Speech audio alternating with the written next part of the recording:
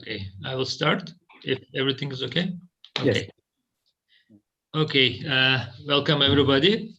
And it's a great pleasure to be with you folks on Zoom, and also those who are watching us through the YouTube. Welcome to the Ulus Baker book launch event. First of all, thanks to Andreas and Aras for their book in the memory of Ulus Baker. And also special thanks to all who contributed the organization of this event. Let me introduce myself. I'm Professor Kürşat Çağatay.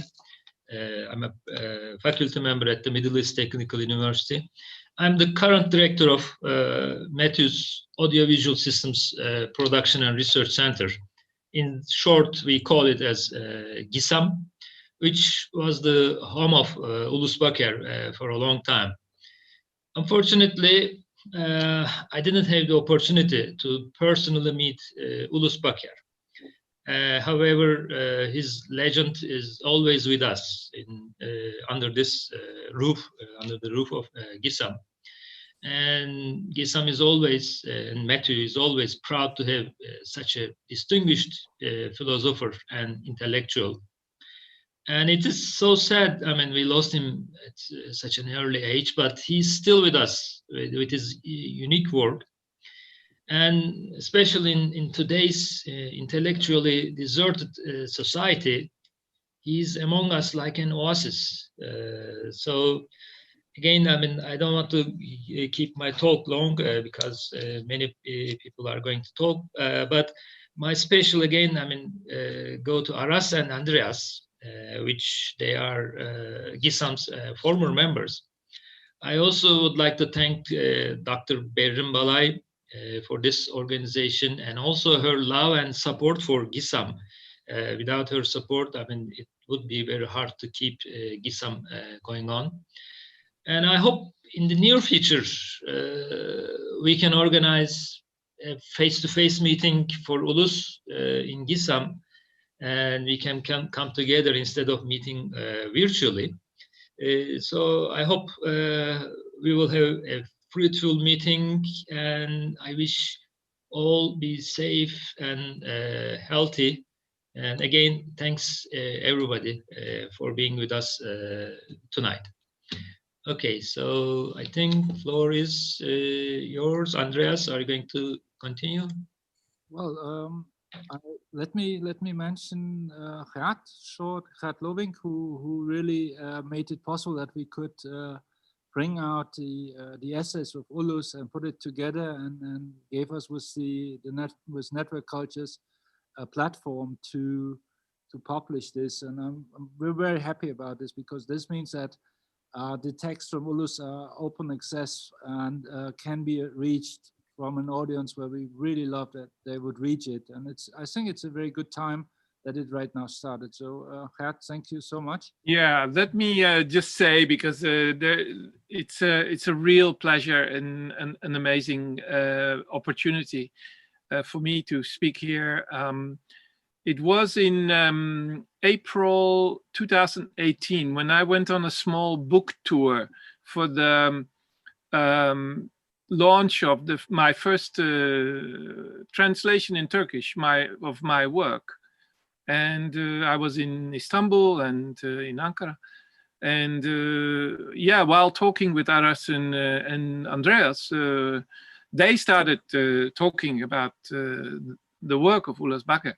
And yeah, I started to get really curious. And yeah, I asked, and there were various similarities. And of course, I felt already very close immediately, because he's approximately my age, and he died, and I also almost died because of some real serious health accident. So there was an immediate contact and curiosity about who he was, and then of course you said yeah, there is a manuscript, or there is something that we have. It's somewhere, right? The location wasn't really quite sure where it was. And then I immediately said, but listen, we have the theory on demand series. We don't need the permission of anyone to publish this, right? We can do it. We at the Institute of Network Cultures here in Amsterdam, we will facilitate the editing and make sure that it comes out. Yeah, and then as so often the case on our side, we had to be very patient. And so we waited, and then suddenly, somewhere early, I think 2020, we were approaching the lockdown, the first wave, and then it turned out that it was almost ready, and that it indeed was going to be published.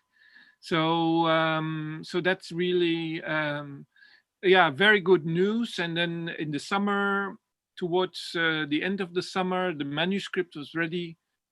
And the book, by the way, was put together here in Amsterdam by one of our interns, who happens to be from Greece. So we're very happy that she, for her, this was a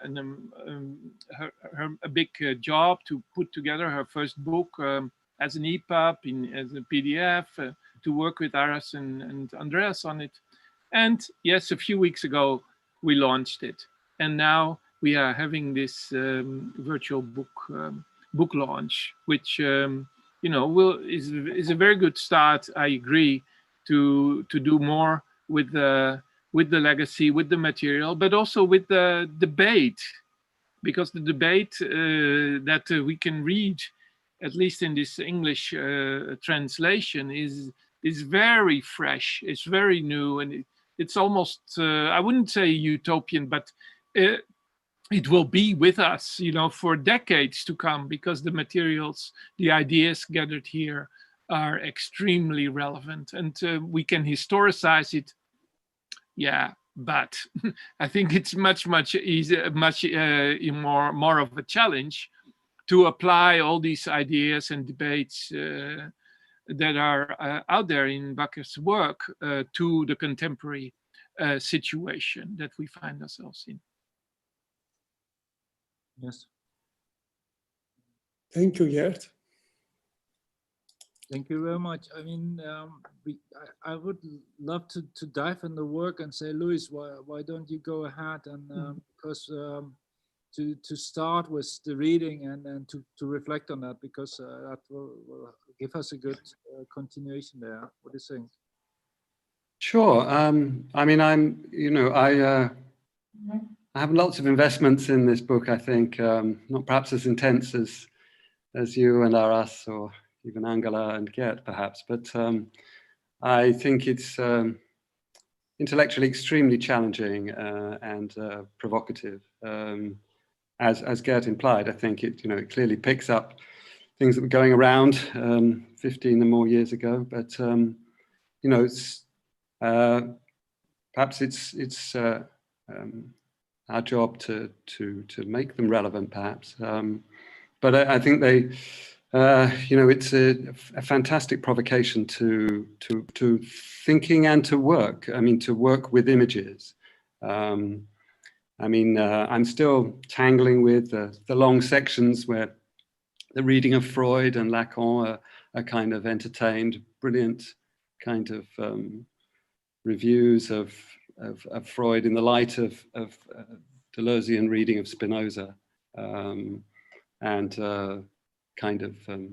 but there are a couple of points that sort of fascinate me from the book, and I just wanted to bring them up this evening as points for discussion, really, knowing that Angela Melitopoulos was going to be with us, and having been watching some of her work recently, stuff that she shot in Cairo and in Istanbul, extremely noisy videos. I remember people banging things and shouting and speaking and singing and dancing and making lots of other noises.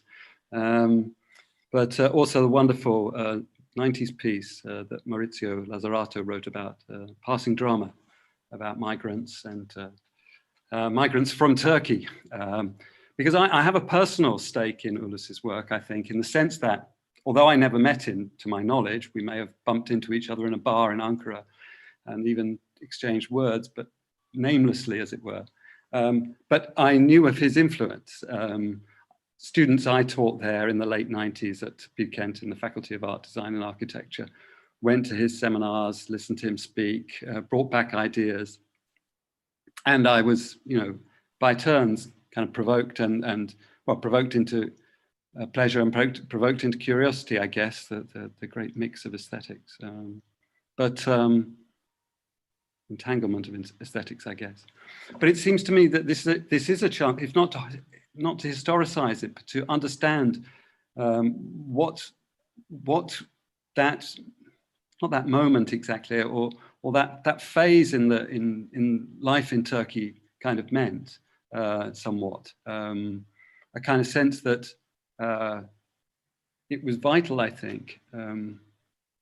If you do a word search on subculture in the book, it gets a real trashing, actually, and probably rightly so. I don't remember when I last went to a seminar about subcultures exactly, but what seemed to be vital, and this is a way of putting it, I think, is that whatever fraction, whatever deviation from Kemalist Enlightenment prospects and teleologies were being, explored, kept secrets, shared in peculiar ways in Ankara, then it was clear that it was not adequate for it to be a subculture. There were too many historical dramas at stake, I think. And it's that kind of issue of that question of history, despite the, if you like, the non-Hegelian Marxist kinds of, not necessarily non-Marxist perhaps, but non-Hegelian kinds of orientations in Ulus's thinking that take me back to history now, in a way that Angela's work does too, in Passing Drama, the history of the rhythms of speech, as I think she's also written about it and certainly spoken about it and been quoted about it. I'd be very interested to hear whether what I have to say next kind of echoes some of the things that concerns her. Because I think there's some wonderful formulations in this book about time and history, or time in relation to history. There are some equivocations too, though, because I think maybe this is for Andreas and Aras to, I don't know, take away and take out to a bar and kick around, but maybe it's something they've got a response to, I'm not sure. But there are moments in the piece where, the fantastic account of Atov, I mean, I don't know what Lev Manovich will make of it, but I think he should write a review of this book if somebody can persuade him. To him, so waiting for his answer. Well, I'm still trying to pick up the principle of some kind of comparison here, I guess. But one of the things that struck me, I'm an art historian by training, although I've sort of become a kind of media theorist, part-time sort of thing, working in departments of photography and video here in Istanbul for 10 years or so, as well as with Aras in cinema and digital media in Izmir. But there are times, I think, where it seems clear that Ulus wants to say the image is going to restore power of thinking, feeling as a weak English term, isn't it here? We should be speaking Latin, really, and claiming something more dignified, but let me just kind of leave it there. But this kind of being affected by this, caught up in existence in the affective life of apprehension, shall we say, to use a slightly more phenomenological term. But the sense that Ulus's account of the image is going to be is on a pathway to an exploration of the element of time, as he puts it, sort of a bit more than halfway through the book, before he comes to his rewriting of Flusser's technical image, and that I think is there's I mean, I'm really glad he said those things. I mean, somewhat too phenomenological, he says, the technical image or the objective image, the thing that we have to speak about somehow. There's a wonderful philosophical education to be had asking ourselves what subjective and objective mean in this book, I think, because there's a radical switch, you know, from the medieval, perhaps by Descartes and Spinoza to the modern. But the objective image is the image that, you know, functions as an apparatus or as an outcome of an apparatus, and proposes, it seems, a kind of engagement through speech. That's one thing. And that comes up when he's using Le Roi Gourhan to talk about audiovisual media and the surplus of resemblance, or I don't think illusion comes up at that point, but the idea that sound creates an illusion that adds to the image and its powers of deception as well as its powers of transformation, perhaps. So there's a moment where it seems to me there's something going on with speech here. It comes up again towards the end where he has a fantastic account of Vertov, who's, you know, allergic to speech in a certain sort of way. I mean, fascinating career, kind of spanning, you know, silent and sound cinema, but a kind of transformational reading, picking out very detailed bits about spoken and written language and their kind of counterpointing in a series of rhythms. And rhythms here, I think, get such a careful treatment in relation to the issue of time that it becomes what crests as history. Whether or not it's a social type exactly is something I don't quite follow. I mean, I'm still trying to come to grips with that. I'm not a sociologist, and so I don't quite kind of understand all the framings and reframings that Ulus goes through. But the idea that the audio-visual remains a kind of, I thought this was very appropriate to this mechanism of speech and vision this evening as well, but remains a kind of topic, a problematic for Ulus, despite the sort of Deleuzian movement image, time image thing, and the idea of a supplement or a surplus of reality. He starts with supplement, where I think, I can't remember, I think this is Le Roi Gourhan, and then he gives a André Bazin-esque kind of version of this, talking about the surplus of reality. So I think there's a little bit more of a philosophical angle on the simulacrum, I think, that could be explored here. He makes, you know, it's a fantastic account of Baudrillard, I think, but I don't think that's the end exactly of this kind of what Deleuze called the false claimant, yes, the thing that you know is so captivating, like virtual reality. And he gives a kind of, he calls virtual reality the suppression of imagination at one point, I think. But I guess I feel that, you know, it's this accession to the level of social type, the sense of social recognizability, I suppose, in part, that can be achieved is perhaps, you can't exclude speech from this, I suppose. Although he certainly describes it in the book as making visible. So I think there are, you know, issues around, you know, history of technology and account of Flusser and things which we might talk about. But I think, you know, for me, I'm drawn into the long past of the history of Western thought, what he means, people mean by image and so forth. At the same time as I'm remembering Ankara in the late 90s and the promise of those times where, you know, the long history of this region could become acknowledged in the world, and the mutant form that it's taken, I think, perhaps since around about 2010, and certainly after Gezi. And listening to, you know, Angela's videos, as well as watching them, or video pieces, I should say, as well as watching them, you know, really struck with the kind of what I might call the foregrounding of sound in those pieces, and the sense of a summons that sound represents. And as a video artist, it would be very interesting to hear your reflections on what Ulus draws you to think and draws you to want to do, and how he's influenced you and how you imagine he's going to continue to do so. These are my thoughts for this evening. Thank you. Thank you.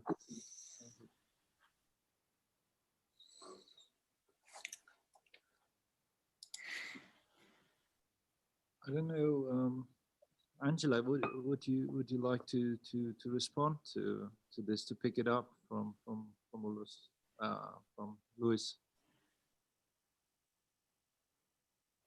For the inconvenience, hello. Yeah, sure. I mean, it's let's say I will pick up on a parallel layer long time ago, like. But for sure, immediately I was remembering our endless conversations in these restaurants in Ankara in the winter. There was lots of rake, of course, and many people, Aras, and a lot of students also. And we were so intensely discussing, it's like as if it would be really a matter of life and death. And somehow there was always this matter of life and death. Somehow, even I didn't understand how much it was hanging out there, but and you know, there was long discussions on music and musicians and compositions, but classical music, classical musicians, compositions, along with Deleuze thoughts of, as we know, major thoughts on music, and as a kind of a moment of constituting something, like with music, this emerging moment of conceptual approach to what can emerge in this, you know, flux of things. And we were like, for me, it was wonderful. Actually, I thought this the CV that I read, you know, my idea of Ulus CV was a quite different one. I thought he was okay. I know he was from Cyprus, but then I thought he was studying. He went to Moscow to study, which I'm not sure if it's true or if it's not true. And then to study mathematics or so in sociology in Paris, and then came to Ankara. So there was a whole itinerary before, but I'm not sure if it's true or not. And this itinerary was combining music, sociology, and was combining then also philosophy in theory. And for me, this was the perfect mix, because I'm quite like, it's a big affinity for me. You know, I'm also very much thinking with this type of levels in a certain sense. So yeah, and for sure, I mean, I can say that the video and the image, and for Ulus, it was I got a great reception from Ulus. He was welcoming me in a certain way with my little films that I had at the time made in an incredible way. I also had a few extremely important video cassettes in my pocket. For example, the speech of Deleuze for the opening of the FEMIS in Paris, the famous speech of Deleuze opening the film school in Paris. And I brought that to Ankara at the time, as you might remember, I guess. So this was kind of a funny thing to have such a video cassette and create this kind of workshops around. And it was like an event. I mean, it was kind of got some kind of magic, because people were so much debating and interesting ideas in such an intense, immediate way, that it was something that I've not encountered a lot later in other places. So this time, which was like, yeah, also accompanied with this tumult on Kurdish villages on the other side, on the border. And Thomas and me, we have kind of started the iteration also on this way of how to approach what has happened. This was the major question. What has happened? Okay, for me, it was what has happened in terms of my film. As you know, this is a passing drama, and it looks in some sort of a listening image to oral history that has gone from one generation to the next to me. And that was actually fragmented, of course, but also where you could find a certain structure in what to respond to this question, what has happened. So with Thomas, I did these first steps towards this question, and thank you again, Thomas. It was absolute fabulous to have had you in the beginning of this, exploration with my father. We made a trip with my father to the Black Sea, and incredible things that would, fill out now the whole evening if I start to tell them with others. Also, I made this trip, amazing things. But what has happened is, of course, also a chapter in 1,000 Plateaus defining how we can think of genres, of certain genres, of narratives genres in a certain sense. And that was, that was what we were debating at the time. And we're debating within this political situation where also a lot of unspoken things, it was not possible to have such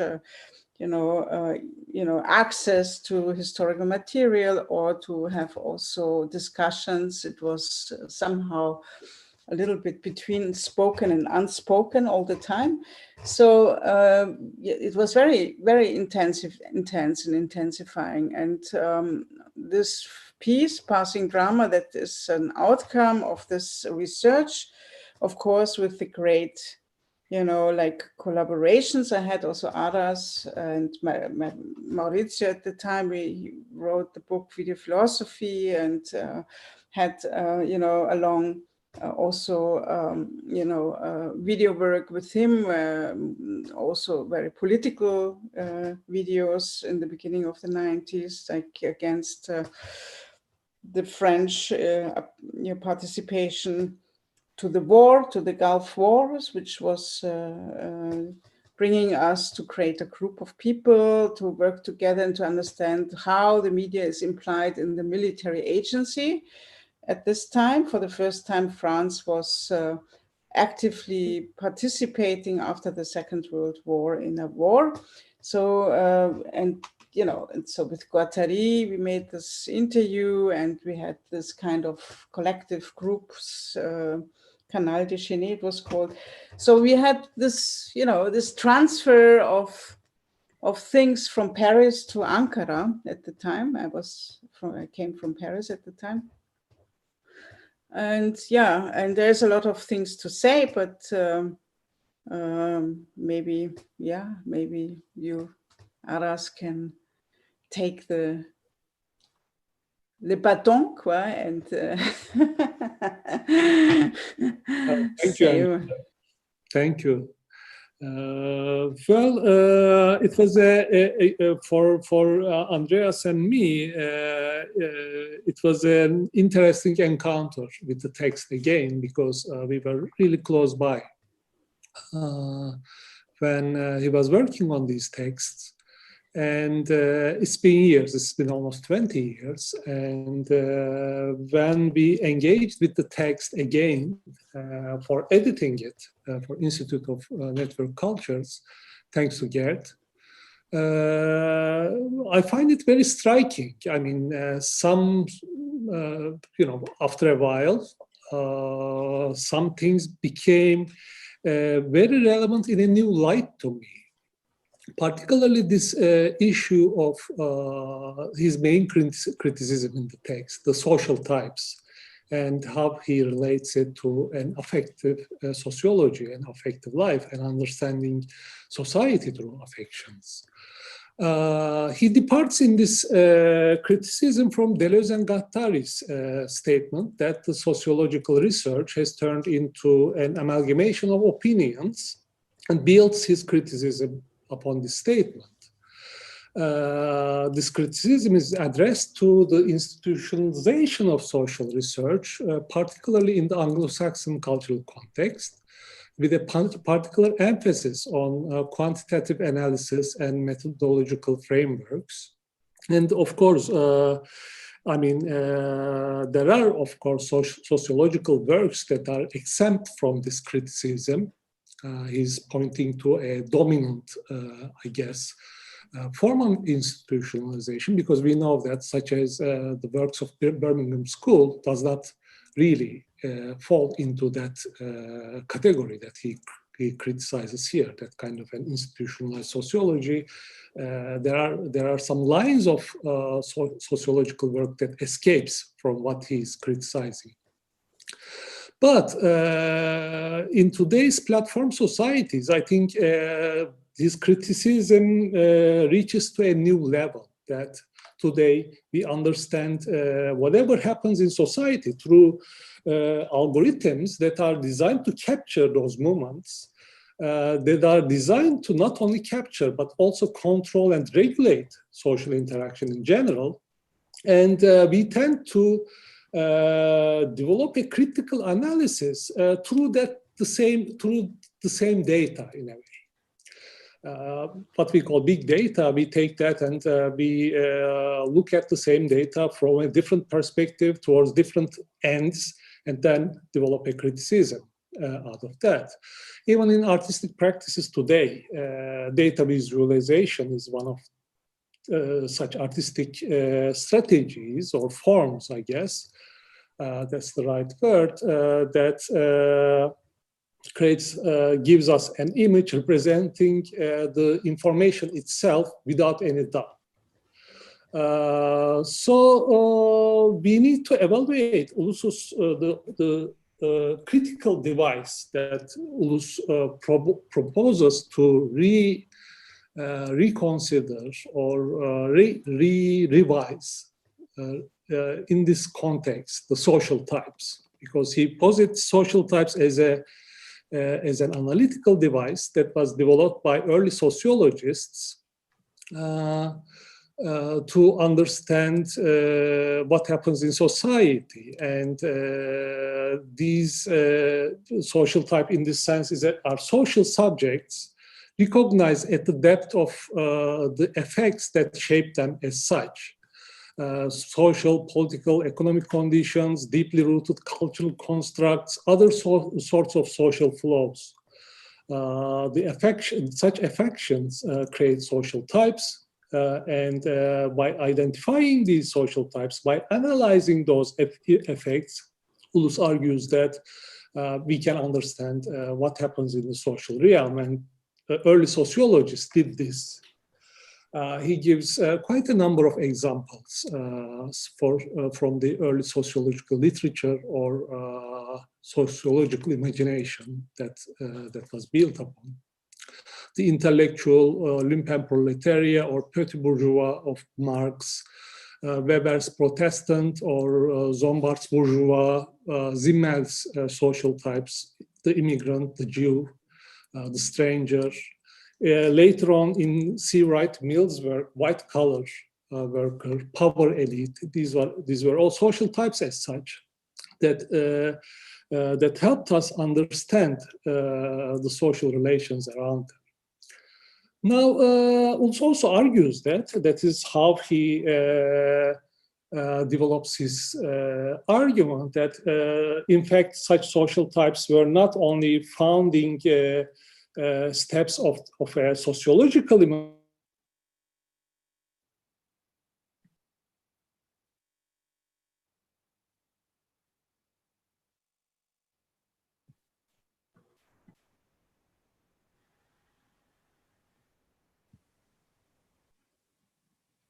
or the idiot of Dostoevsky.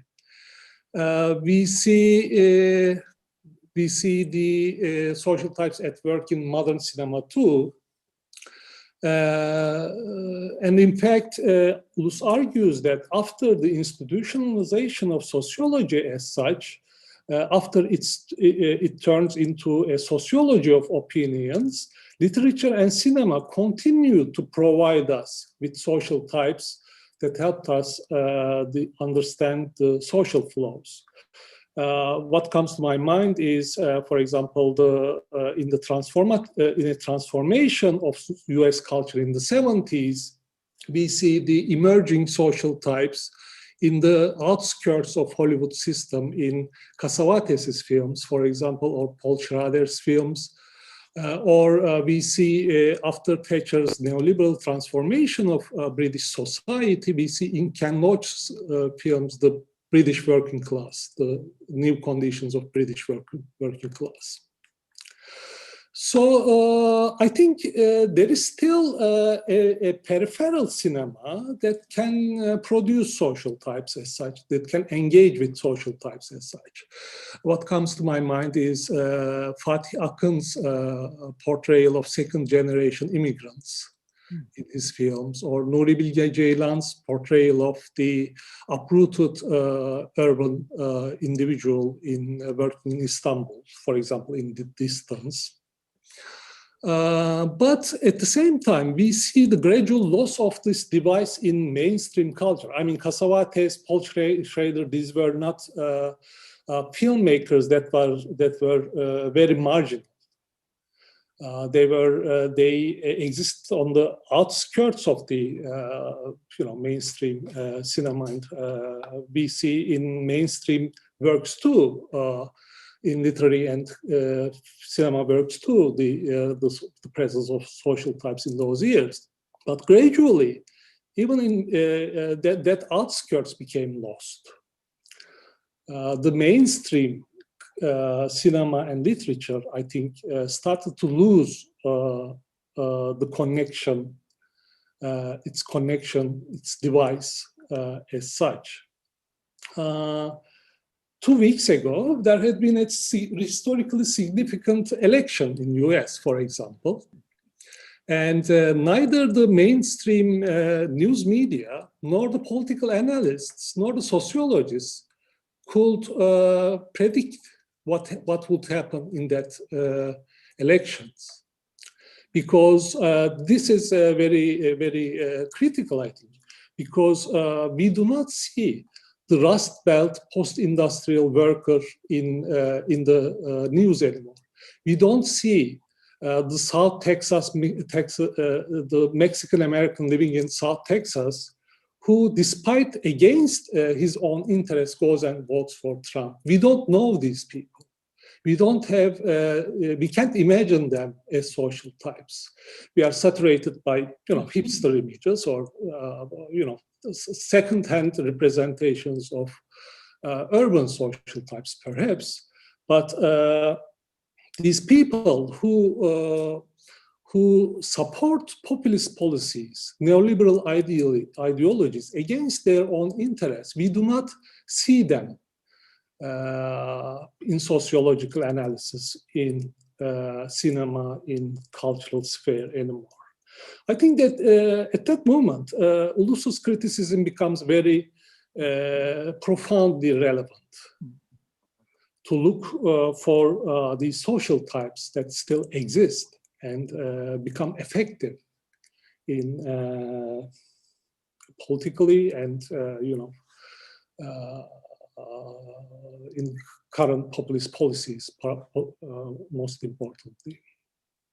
That's what it made me think of, his main criticism. Thank you. Aras, this is very helpful and really makes clear that there are, long lines of continuity, right? From 70s to 80s to the stories of Angela, from 90s and beyond. But I would like to also, let's say, continue this as you do to the era of Trump, and of course the era of platform capitalism and the situation we find ourselves in. And as you know, when Ulus died, YouTube had already started, and in fact we already started with the Video Vortex project to understand, the nature, the new theory of the image in relation to online video culture. And we, together with Andreas, we updated this theory also this year with the third video vortex reader. But there are many other things. We have Albert Figurt here, who is working on the theory of the desktop documentary.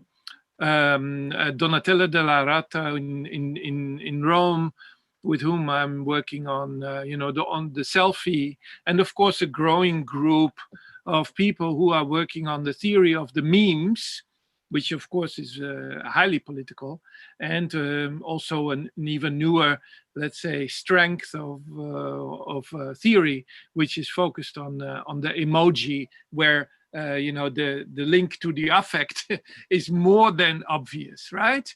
The emoji as an image, as Ulus understood the image, right? So there are multiple connections to be made, and what I hope is that we can make some kind of dialectical movement again from, let's say, the lived image culture online, which is highly problematic and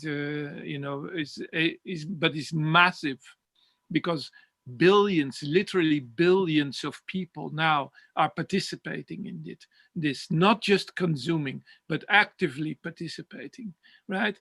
And so this image culture of today is in dire need, of a reconnection to what we may call high theory, which, I think Ulus Baker is not representing this high theory.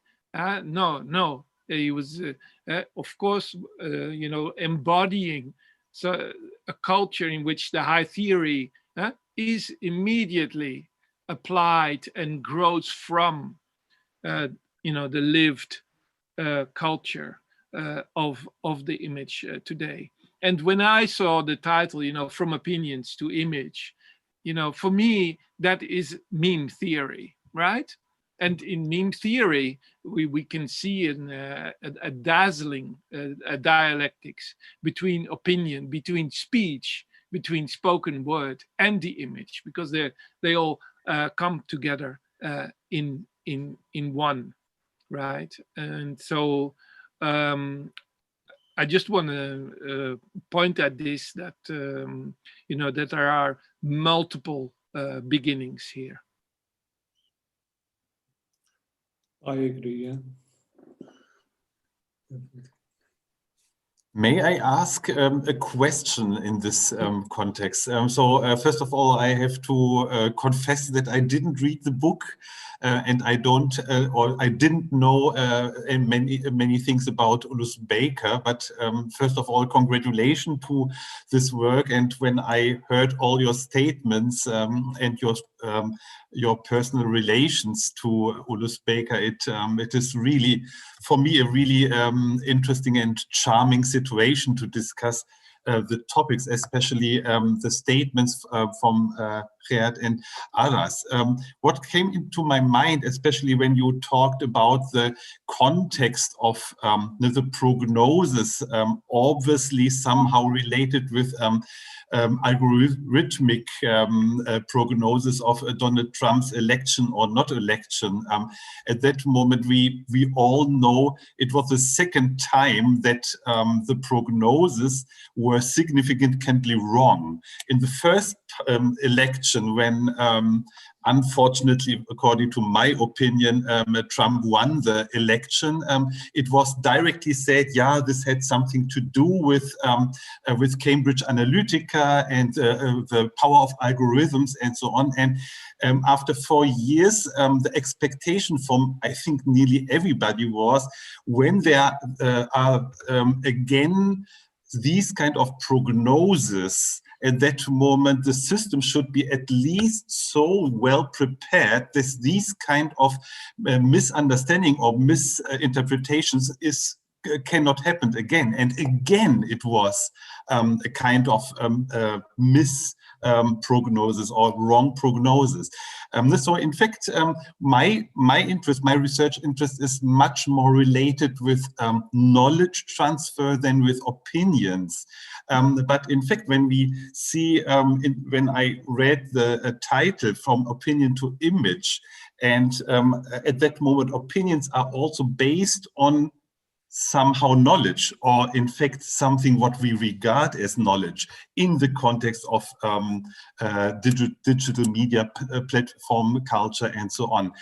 What I'm interested is the topic of the criteria of knowledge, or the opposite, non-knowledge, unknowledge maybe. Is this topic where we can find answers in the book about this understanding of knowledge from Ulus Baker as well?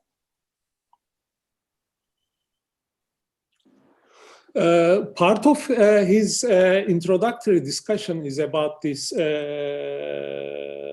difference between the Greek words, Greek terms, doxa and episteme, which is loosely translated into English as opinion and knowledge.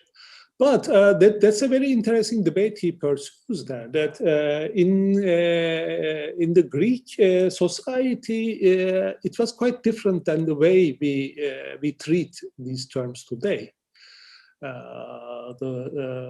We see opinion as some kind of an inferior form of apprehension, let's say.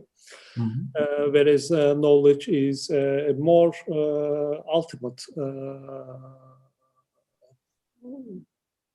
form of being informed. Mm-hmm. But there is a constant passage in between two terms that is apparent in the Greek understanding, he argues, and those two terms were in tension in a different unity in the Greek world. But the opinion in the way that it turns into knowledge today is what he aims at criticizing, because we are all familiar with the work of the surveyor, for example, in the most comical illustration that actually happened in Turkey, like 5-6 years ago. I was reading papers, and there was this news that they made a survey, and 80% of the Turkish population said that they were happy. So Turkish people are happy. That's that's what you get. But probably some journalists ask people whether they are happy or not. And when we are confronted with this question, we say, well, things could be better, of course, but çok şükür in Turkish we say, God bless, I'm happy. So this passes as knowledge, or our knowledge of the society is derived from such opinions, people asking other people, what do they think of?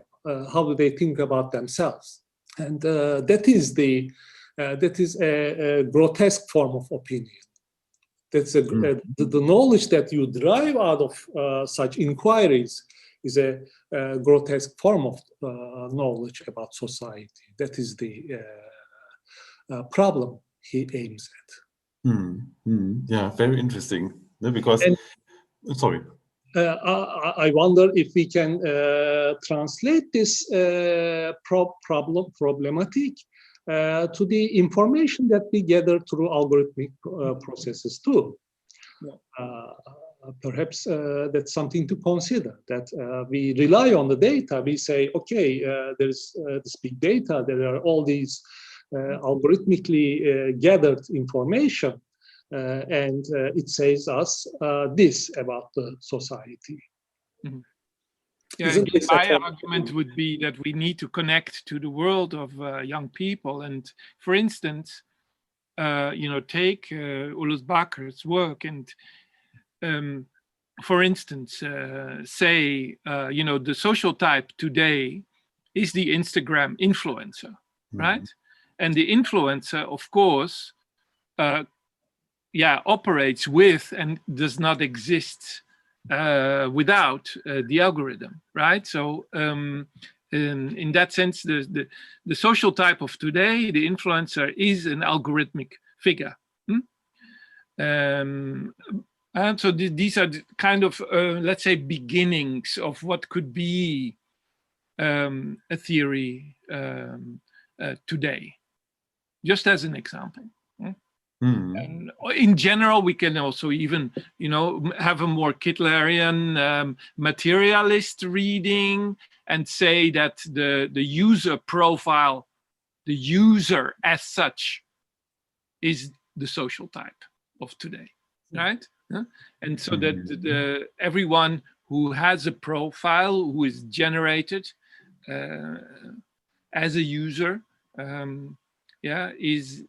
is an actor there.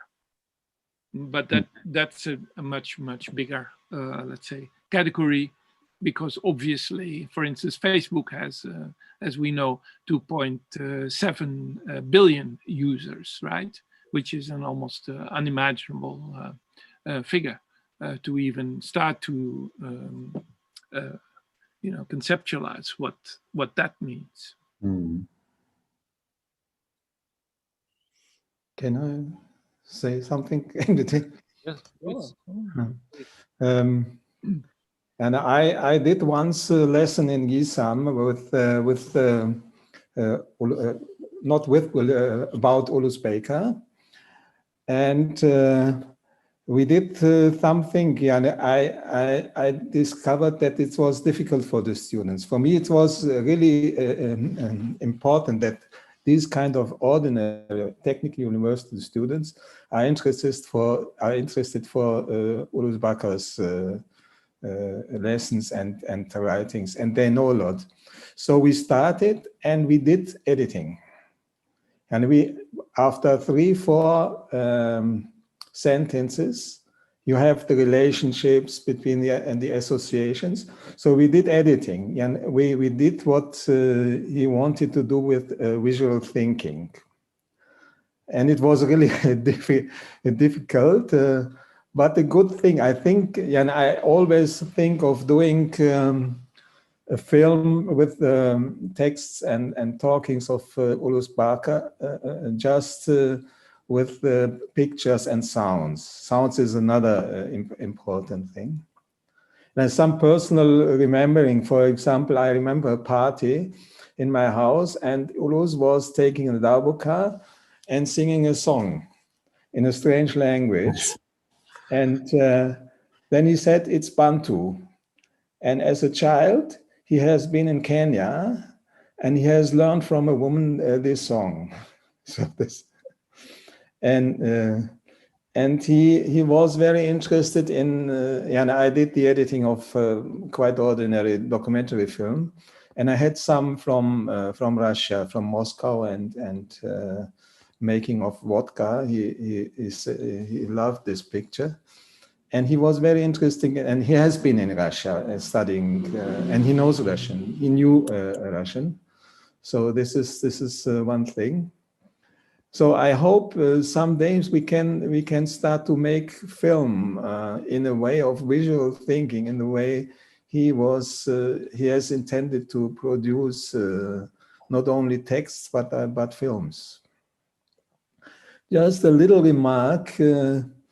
I'm just working on a book on women editors. And I noticed when you talk about Vertov, you never mentioned the name of Elisabeta Svilova, who has edited all the films and she has collected all his writings and so. And no one thinks of the contribution of women editors generally. For example, no one, and who knows who has edited Abu de Souffle. It was Cécile Descugis, she has edited for Truffaut, Ne tire pas sur le pianiste, and for Romer. But no one knows the name. And the theorists always talking about how Abu de Souffle was made. They only say, Godard has made this, Godard had made it, but Cécile, no one knows. So this is another aspect I think we can discover. And just by that, I shared the house with Ulus for 3 years, and of course a lot of memories. For example, once, and he woke up very late because all the writings he did in the night. After 1 o'clock, our house was near to Kisselei, and places where he spent the evening. And then he came and he wrote all these things in the night, partly in my computer. And one day he woke up very, very late, and he gave a notice to Gisam: let the students come to the turkey bar, and we will have our lesson in the turkey bar, in the bar for songs, for folk songs in the center of Ankara. So I had a lot of things, memories. Okay.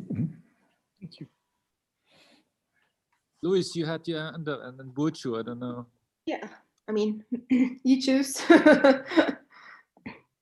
Yeah, I would like to pose a question as well. I mean, if you don't mind, although a quite different one from what we have been discussing so far. Once again, congratulations to you, Andreas and Aras Özgün, for putting forward such a relevant piece of work. Although, like Lutz, I must confess that I need to train myself much better with the readings of Ulus Baker. And although it seems that we share common philosophical inspirations and influences on our research, like Deleuze, Spinoza, and Antonio Negri, and other contemporary philosophers, I must say that I didn't have much of a chance to delve deeper in his work, in Baker's work, until so far. And maybe this book will finally give me the chance to do so.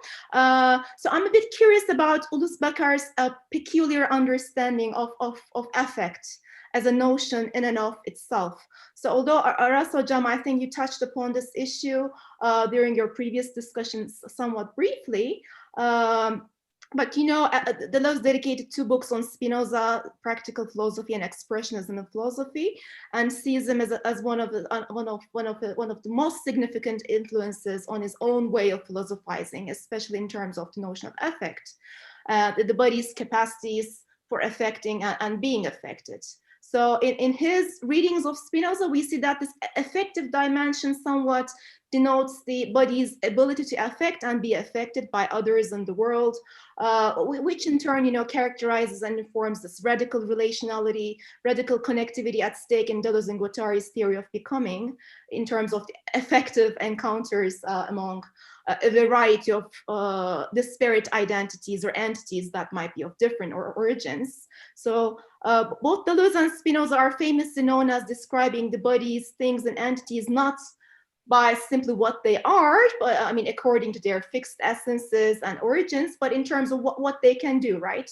So in terms of their affective potentials and capabilities, all these transversal relations, and they're capable of forming with their surroundings and multiple others that might be human, non-human, technological, or ecological in kind.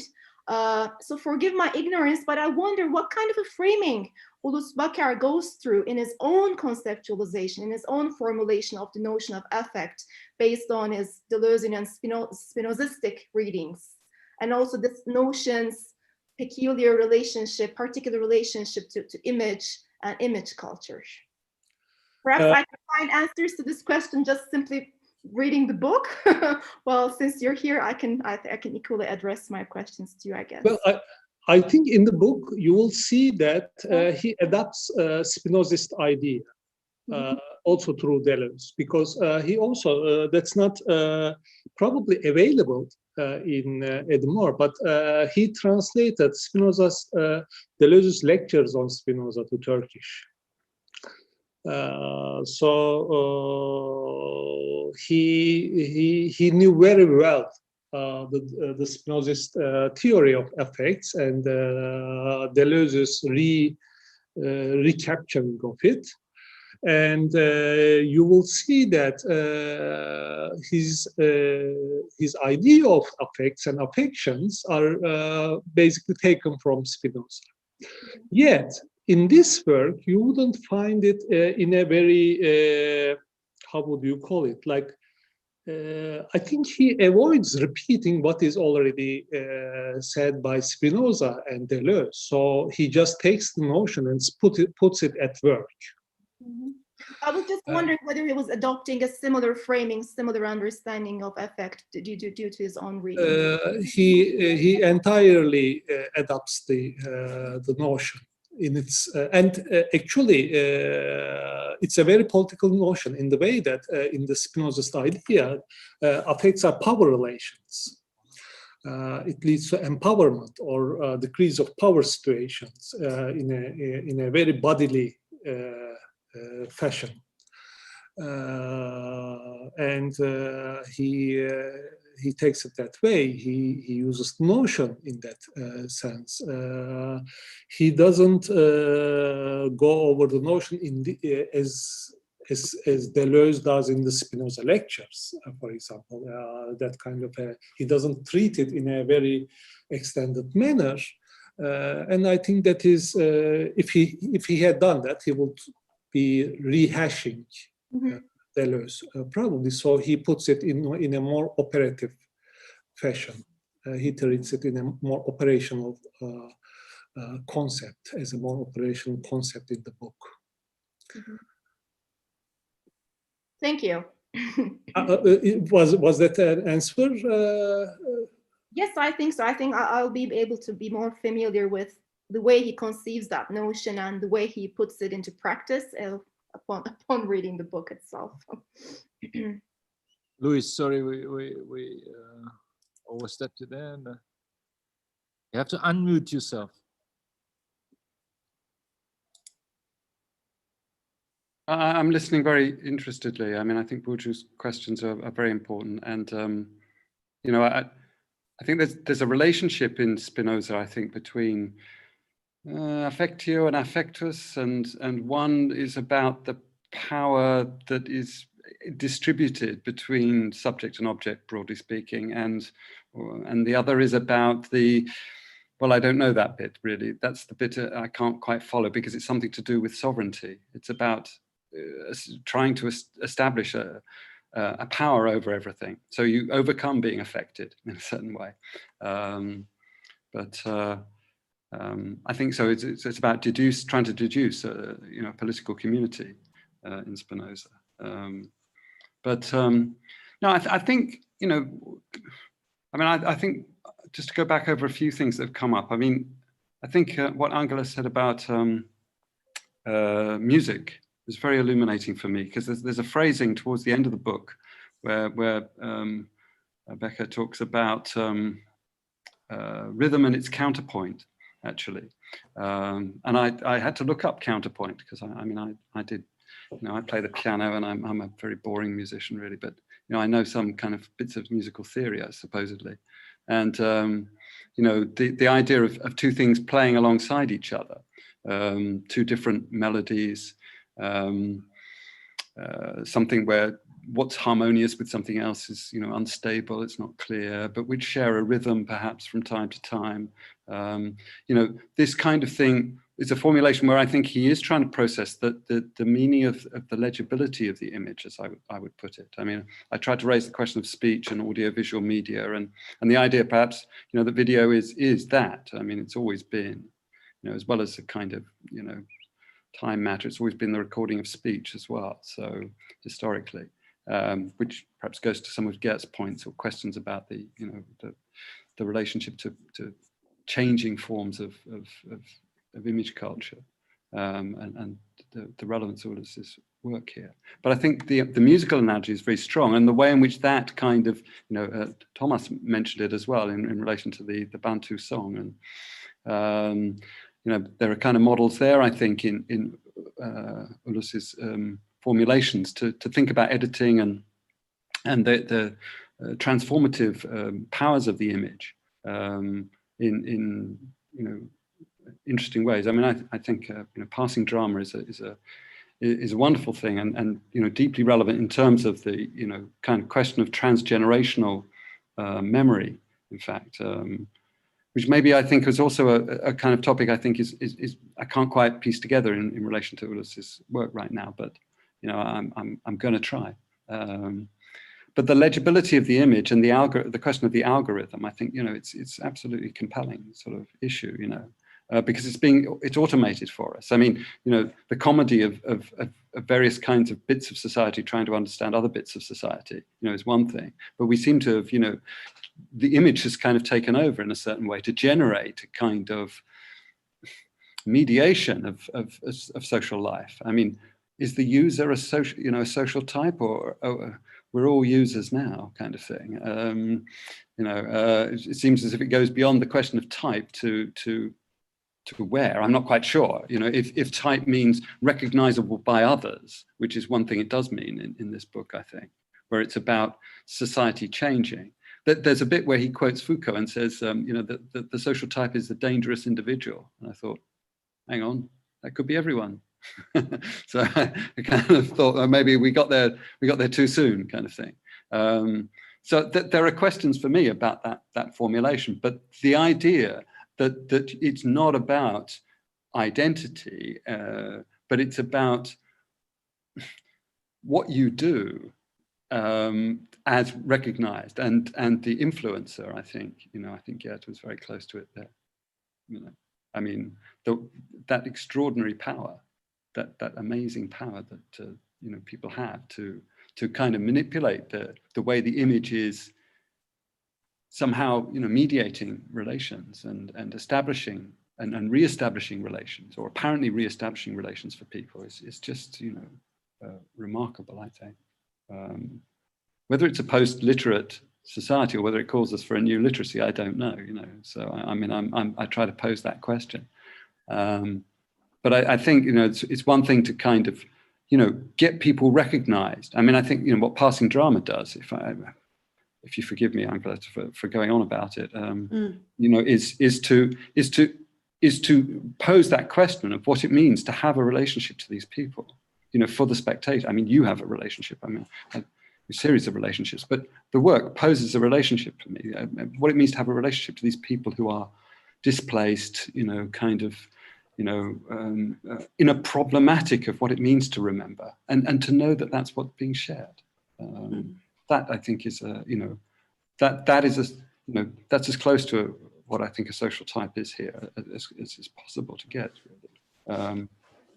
But it seems to me it's also the influencer.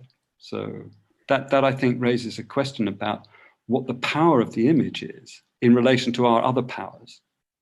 To go back to Bourdieu's, the thing that Bourdieu's question makes me think, and that's where I think is something urgent about that question of what silently the image does. And how powerful it can be to just captivate. Maybe I can just throw in a few other memories at that point, because I think let's just make it a few points. Point one, we were discussing the makam, the music structure of makam, and Thomas, Aras, everybody immediately, Ulus was obsessed with this potential of the makam, this kind of structural potential of a system that allows to meet at any moment as a musician, if you know the system, and play together, improvise together. There is a kind of a structure there, and it at the same time leaves you all the opportunities to be, to be actualizing the present time in this encounter. Let's say this is what I got out of it, and I was always interested in researching more about this kind of possibilities in terms of a media structure, in terms of something that can help us to, on the one hand, reformulate, let's say, what the image is transporting to us, but also what it is affecting in us and what it is triggering as a speech act or as a kind of gesture on the other side. And this moment is, so Makam, so Ulus comes and he of course has, discussed all this, Bergsonian type of memory layers with me, with Maurizio also, who was there a few times invited, and we were discussing all these things. But I remember very well point 2, once he said to me, the problem is that in Turkey, we are always referring to all these theories that are migrating from Paris or from wherever to us. And we have to kind of read all these books, first of all, and then try to find out how we can actually find, something that is resonating in our own space and kind of get it together. And I was deeply understanding that he was not bothered to translate things at all. And in the opposite moment, he was actually quite enjoying to use this space of actualization that might be a translation. But he was also, I think, kind of, for me, posing this question of what kind of a statement that can be in terms of being in a history of theory, of philosophy, of the West, of the Western history. And let's go further. The market, for example, he was always talking about the market, the economy, that there is no model of economical market in, what he would say then the non-Western realm somewhere. And this was a big discussion. So this translation, itineration, migration of ideas, this was also a point that was very important, joining Deleuze on that, I guess, migration of ideas and the embodiment, and this was joining with us, Bakhtin's theory of the speech act that is contaminating in a certain sense this micro whatever conversation it might be, and how this is also as a gesture becoming part of the cinema, of the Russian cinema that he was so fantastically explaining to the students and to me also. I mean, fantastic, articulation at this point in a certain sense. But let's say if we kind of want to discuss it, from the minor languages, from the point of view of minor languages, that I thought was always the topic in his proposals, because I think I wasn't sure if he was like really wanting to do that at the time. I mean, I was quite young when I discussed these things, or if he wanted to really try to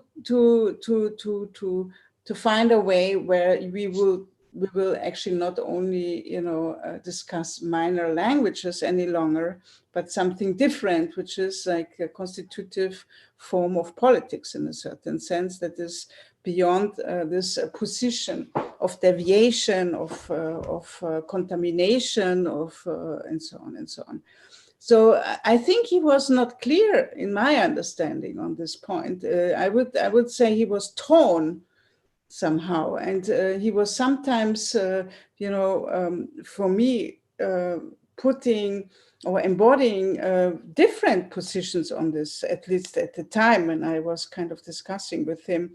So yeah, that's what I thought was interesting with the Makam idea, because you have exactly this, this moment of a conceptual framework that allows also a kind of what we call time crystallization, of cinematic crystallization, or film crystallization, as you want to see, but still within a realm of a possibility to become an actual thing somewhere, socially talking, right? So something that can be actually operative, can be operative.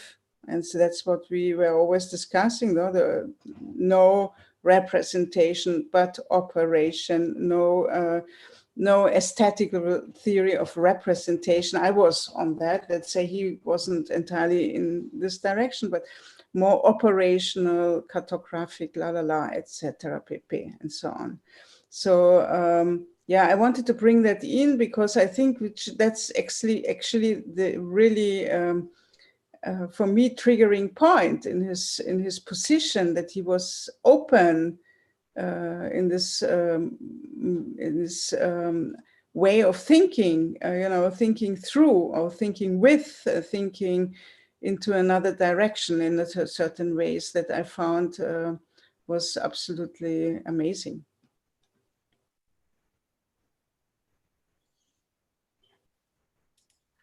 I don't know if this makes sense here, but because I actually didn't have the book.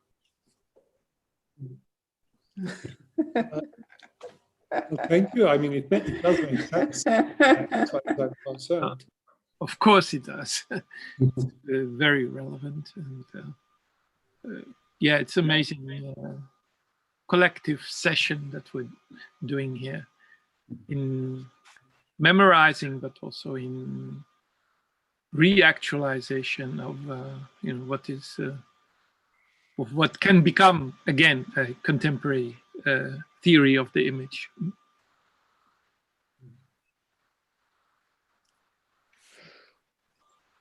I think that idea of constitutive thought of politics as constitutive.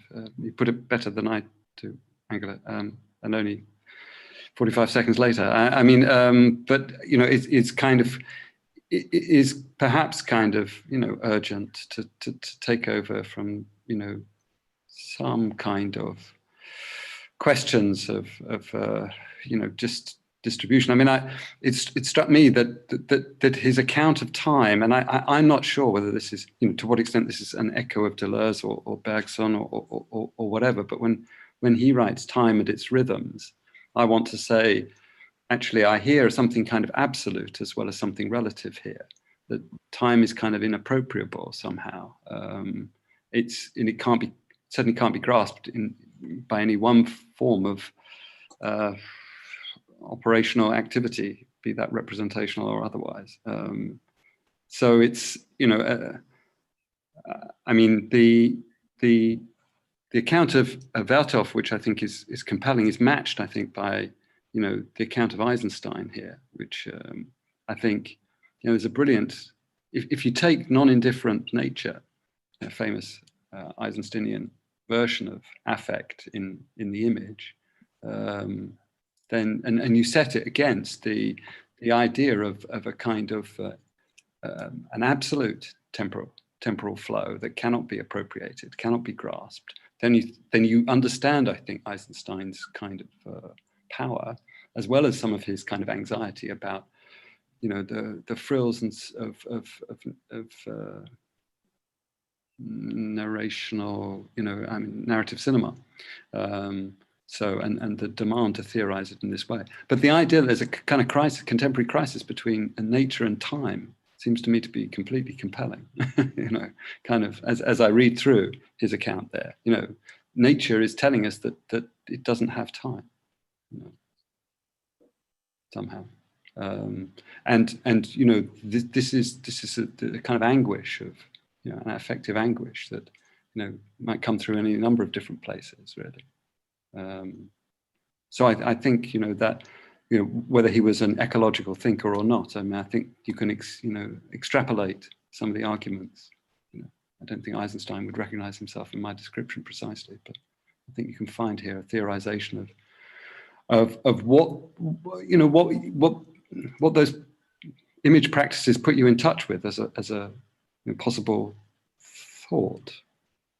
I mean, and as well as affection, I think. I think he says that at the end of the book. I think, I don't know if Andreas and Aras, what kinds of decisions they've had about putting what before what to impose a kind of order. I mean, I'm not sure what, what kind of editing, montage that mean, what they've been doing. Because that was Andreas's very relevant term. At some point we were exchanging the parts that we worked on and everything. And Andreas said, I'm editing it like what I'm doing in video.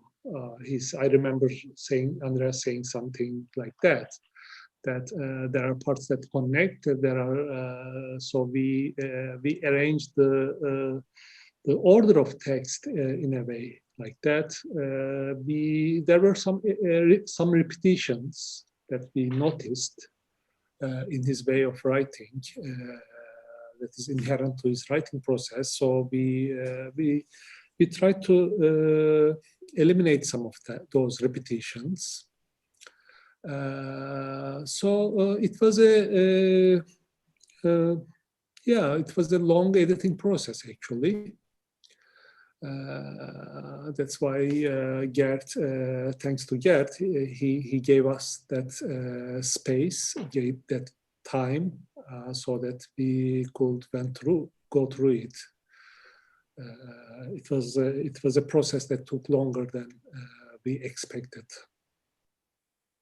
It took much longer because of I don't know if you hear me. Many of the fragments were just hard to put together, and they have been put together in some other texts before in publications, and then all of a sudden you see them isolated, and it was like sitting at the editing table and watching, seeing the screen, and then looking at the flow of the images, and would try to find different ways of to mount and to montage it and to put it together again. And in that way, it's like not only associative, not only text-based, not only content-wise, but to be sure and true to Ulus himself at the same time. So that's an amount there, and true to the discussions which Einstein mentioned or Thomas mentioned, and true to the situations that you're in the editing room or you're on the party, and this having this kind of potential of intersecting many things. And that's there were bits and pieces of text we didn't know where to put them. So when he talks about Godard, so why would it be here at this part, or why would it be the Lacan part at this part? And then there's a kind of logic which belongs a little bit more to Ulus personally, and some matters. Even while we try to keep it for a reader who doesn't know that this discussion is very clear, that this is has a kind of a text flow, and the essays can be taken by themselves in itself, and then again as a book, as a total. Yeah. No, I think you conduct the flow very well like that. I mean, it feels like you can, you want to go from one to the other, but you also want to reread the well-formulated, rhythmically persuasive kinds of versions of cinematographic work and thinkers and writers. It's but I think the conclusion is also powerful. I mean, so you've managed to establish an order which I think works. I mean, Vertov is clearly an important kind of presence here, and as I say, I hope you get a review from the Language of New Media's author, and Yes, thanks a lot. I think it's a good time to round up here. Yeah, I guess Gerhard got somehow out of this part. Just want to thank him again for really giving us the framework and to do this, and thank all our friends who supported that. And I guess all of you and the ones who were on YouTube, hope you find the interest in the text. It's downloadable on from the Institute of Network Cultures. So we wanted it to be accessible for everyone, and this is the possibility that this can be shared. Printed versions are available, but the most thing is that the most easiest access is the PDF and the EPUBs on that. I guess others, I don't know, we can round it up there, yeah? Well, yeah, we can, I think, and thanks so much. I mean, I'm seeing my own image in the Zoom application, and I'm noticing myself smiling all the time. I think that is that's the pleasure of seeing you guys. together, and some of like Angela, like Thomas, people that that's been so long. So thanks so much for participating, and it's a great pleasure seeing you again. Yeah, it's fantastic that you said yes and that you joined us here, and that we could share this together now. And it means so much personally. I also want to thank Gissam for hosting this and saying, okay, we opened the space for this as well, and that's great. And saying good night actually from here. Okay. Yeah, thank you for your invitation. It was really an inspiring time for me, and to see you all again and to meet you, it was really fantastic. Thanks a lot. Thank you very much. Bye-bye. Bye. By the way, Gülden Treske has greetings to you all from YouTube. Yeah, nice. Thomas Andreas personally, yes.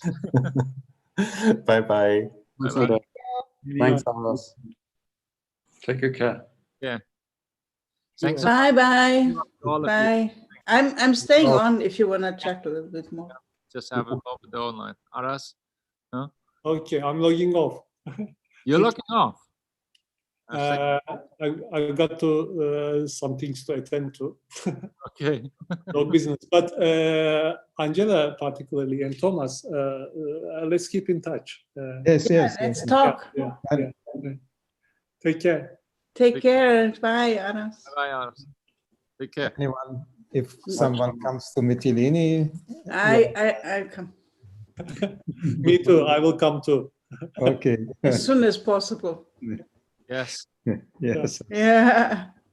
I promise it. I will come, Thomas. We will come. Okay, okay. Thank you. Thanks a lot. Do we have our contacts? We have everything, no? Yes. Yeah. Reach out. Yes. Okay. It's been a very illuminating evening. Thanks very much. Thanks, Andreas. Bye. Bye. Bye. Thank you so much. Yeah. Nice to meet you, Angela.